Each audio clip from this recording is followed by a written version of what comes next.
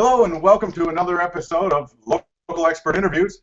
My name is Michael Grady, and today I'd like to welcome Dr. Kevin Boyd of Dentistry for Children and Families in Chicago, Illinois. For nearly 25 years, Dr. Boyd has been providing comprehensive pediatric dental care in the Lincoln Park neighborhood of Chicago. With the of child-focused general dentists, he's able to offer these comprehensive services to parents as well. Welcome, Dr. Boyd. Thank you. Nice to be here. Dr. Boyd, please tell us a little bit about yourself and your practice in Chicago. I'm a pediatric dentist. I have a background in nutrition and dietetics. I got a master's degree in nutrition. I thought I was going to go into that for a living, and then got interested in dentistry and spent a little time in a Peace Corps-like program, and that's what started me becoming interested in dentistry. And I am part-time academic. I do some teaching in a residency program at Lurie Children's Hospital, and now involved in some research there at Lurie with some things that I briefed you on earlier about how sleep is important to children and how dentists can actually help children sleep better. And I got my office is in an old house, 1886 it was built, and I got a great staff, and we got a dog. We actually have a service dog, a golden retriever named Blue, and he's got his own Facebook page, and he comes to the office, and kids love to play with him, and so yeah, it's a pretty fun place. We have a lot of fun here. Boy, it sounds like a place that's really attractive to younger people and kids. Yeah, and I wanted to ask you, because as a pediatric expert and someone that's been in the pediatric dental practice for over 25 years, what advice would you give someone who's looking for a pediatric dentist in Chicago? I think the most important thing is whether you bring your child to a family dentist who might be very talented with children. My dad was a family dentist, and he was great with kids. There weren't a whole lot of pediatric dentists around in the late 50s and 60s when he was practicing in Michigan. But if you want a specialist, I would look to see that they're American board certified, in addition to doing a 2 or 3 year training program after dental school.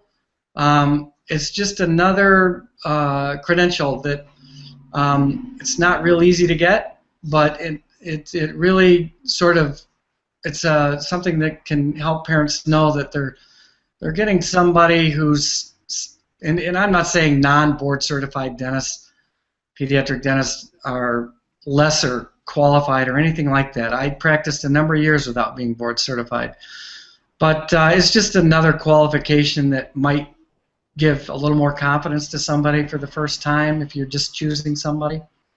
I would also make sure that diet counseling is a big part of the practice. We don't see a lot of tooth decay in this practice. I mentioned that to you previously. So how can I be busy?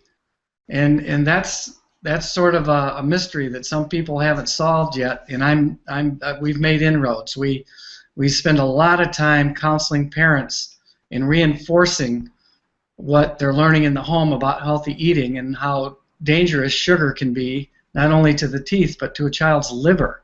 That's something that previously it's only been recently discovered. So we're real serious about having kids eat healthier and prevent tooth decay. So that allows us time to work on other things like breathing and sleep. So those are just a few things. If people are interviewing for a dentist, ask them how they feel. How do they prevent cavities? You know. I see.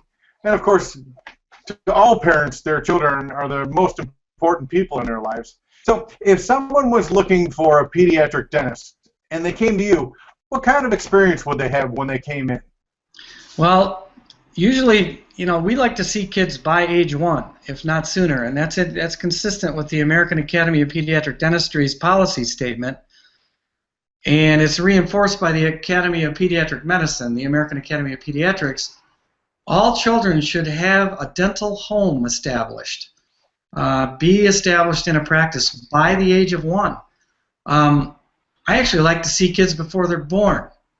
Now, I don't have x-ray vision. I'm just saying I like the mothers or would-be mothers or women who are thinking of becoming mothers and would-be dads to come in and see me before the child's born. So we can talk about the importance of healthy eating and sleeping during pregnancy. That can actually impact how a child may have food preferences. There's all kinds of things that we are just starting to understand about prenatal programming and what sort of habits kids might develop and propensities for certain types of foods.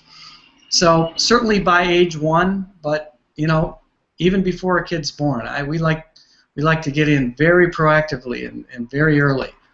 And I think that's one of the things people can expect when they bring a child to me for the first time.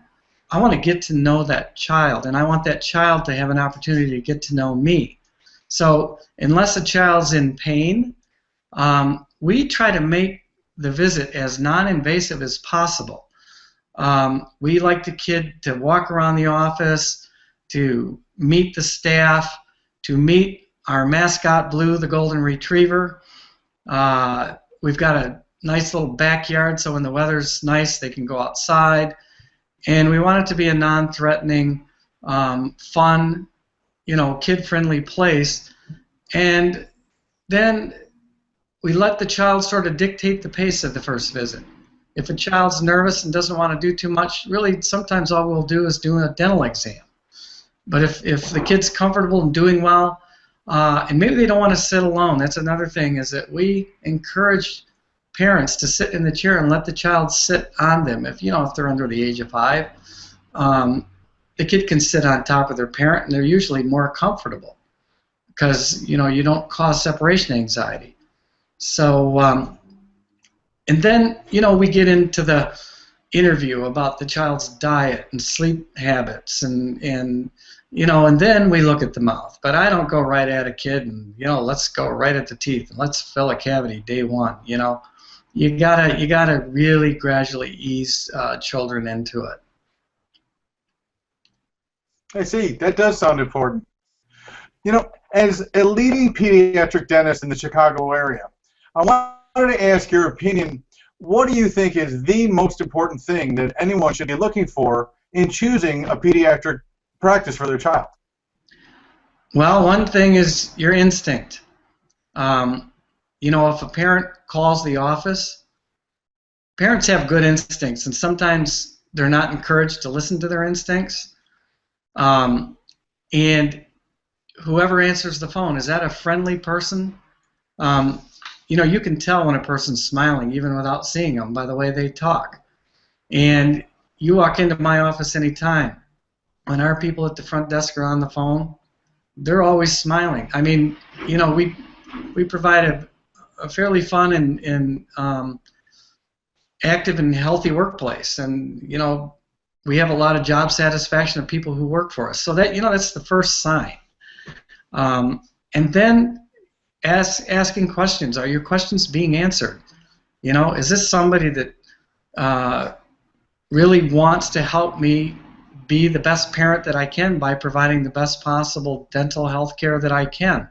That's what we're in the business of doing, is empowering parents to build into their already developed parenting skills to just add some more tools to it.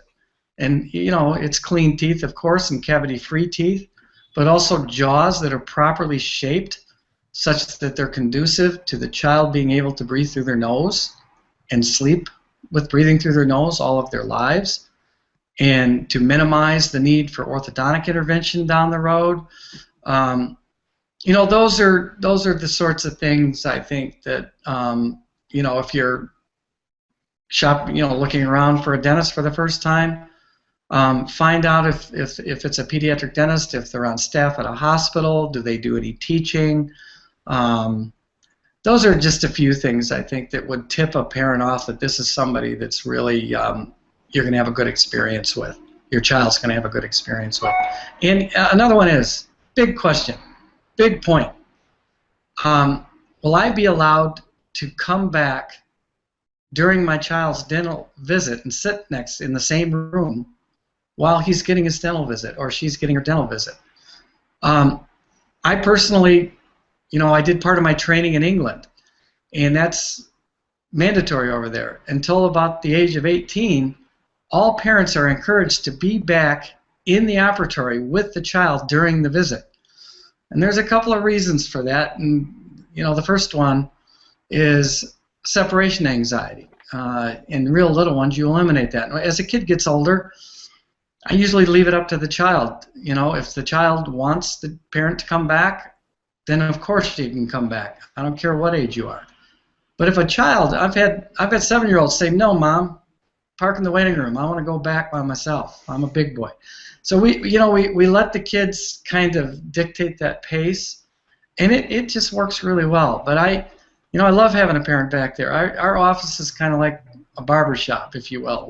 There's a lot of back and forth talking, and a lot of interesting parents are doing interesting things, and so we carry on conversations, and we talk about the children and their activities, and something may come up. Does Billy snore? We didn't ask you that last time. There's new research out that if children snore, they could be at risk for ADD. So I really like it when a parent wants to come back and the child wants the parent to come back. And we make provisions for that. We have sort of wide open areas where parents can sit and siblings can sit and grandma can come and sit if she's along. We like the community approach. Boy, I'll tell you, for your existing patients, your practice sounds very welcome and open. And I know you do some very special things for new patients, people that haven't been to your practice. So if you could talk to our viewers a little bit about what you're currently offering someone who would be new to your practice.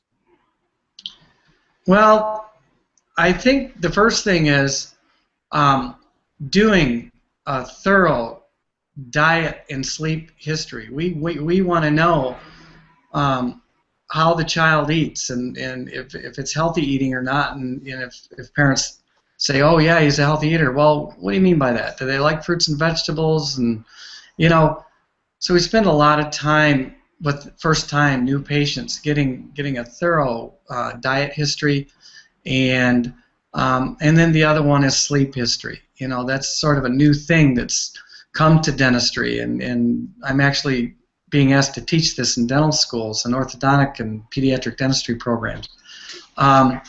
So I would say that's probably the main thing that we provide for new patients that might be, at least the sleep issue is different from most of my colleagues. I'm seeing more and more dentists who treat children, whether they're pediatric dentists or family dentists, that are paying more attention to nutrition, and that's good. So you don't really teach it in dental school. It's something we have to go back and get continuing education on. I see. That does sound very interesting, and I think that's a different approach than most other pediatric dentists. I want to thank you for being on this interview, Dr. Boyd. You've given us a lot of great information that directly pertains to children in dentistry. Oh, well, thanks for having me. It's a great opportunity to get some important information out there, and I think you're doing great work.